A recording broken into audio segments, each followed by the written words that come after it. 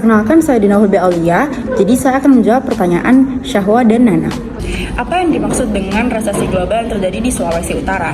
Jadi resesi global yang terjadi di Sulawesi Utara yaitu penurunan neraca perdagangan yang terjadi pada bulan Oktober tahun 2014. Pada masa itu perekonomian Sumatera Utara masih dalam pemulihan sehingga terjadinya penurunan dalam kegiatan ekspor pada tahun 2014. Nilai ekspor sebesar 66 juta 80 dolar AS dan impor sebesar 5,36 juta dolar AS. Maka neraca perdagangan surplus 61,44 juta dolar AS. Pada bulan September juga mengalami surplus sebesar 100,553 juta dolar AS, yakni nilai ekspor sebesar 114,50 juta dolar AS dan impor 8,97 juta dolar AS.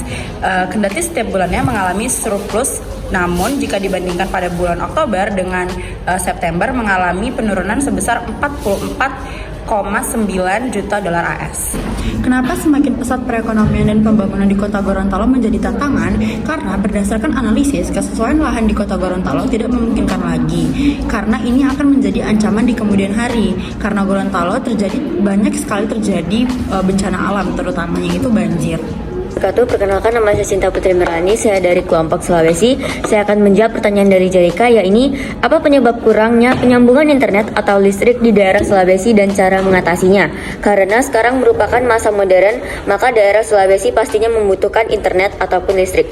Jawabannya adalah masalah yang terjadi di Sulawesi sekarang adalah penyusutannya air. Nah, dikarenakan oleh penyusutan air tersebut, maka PLN mengalami kesusahan untuk melakukan pembangkitan listrik. PLN di Sulawesi juga menyebutkan bahwa sebenarnya kegiatan listrik di Sulawesi itu sudah cukup, namun karena adanya kegiatan penambangan, maka hal tersebut menyebabkan kurangnya listrik di Sulawesi.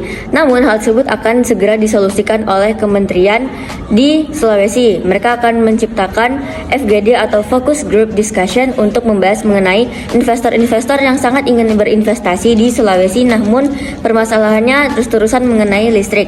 Nah, hal tersebut juga disolusikan oleh PLN bahwa PLN akan segera menciptakan pembangkitan listrik tenaga uap atau PLTU. Perkenalkan, nama saya Reza Untara Krisna. Saya di sini akan menjawab pertanyaan dari Catherine. Pertanyaan dari Catherine, mengapa pembesaran perekonomian menjadi tantangan bagi Kota Gorontalo?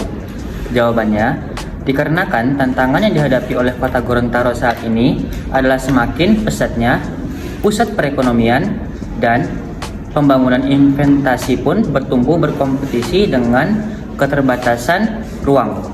Salah satunya yaitu masalah keuangan, di mana keuangan pemerintahan Kabupaten Gorontalo dari tingkat nasional terus menurun. Assalamualaikum warahmatullahi wabarakatuh. Perkenalkan, nama saya Mutiara Putri. Saya di sini akan menjawab pertanyaan dari Yulianti. Bagaimana cara menghadapi perubahan iklim di daerah Gorontalo? Asosiasi Pemerintah Kota Seluruh Indonesia atau bisa disebut dengan APEKSI punya cara tersendiri untuk menghadapi perubahan iklim dan bencana yang ada di Gorontalo, yaitu membangun kota tangguh. Yang pertama yaitu menghemat penggunaan air dan listrik. Yang kedua yaitu melakukan 3R, reduce, reuse, and recycle. Dan yang ketiga membatasi penggunaan kertas maupun pupuk organik. Dan yang keempat mengurangi penggunaan gas aerosol. Dan yang kelima melakukan penghijauan atau reboisasi. Dan yang terakhir yaitu menggunakan peralatan elektronik hemat energi. Perkenalkan, nama saya Fatir Zon Pratama. Di sini saya akan menjawab pertanyaan dari Yolanda. Mengapa mendatangkan wisatawan luar Cina menjadi bagian dari tantangan pada Sulawesi Utara? Karena pemerintahan Sulawesi Utara kurang mempromosikan wilayahnya sendiri di daerah di luar ASEAN, dan adanya wabah COVID menjadi pemicu sulitnya negara asing datang ke Sulawesi Utara.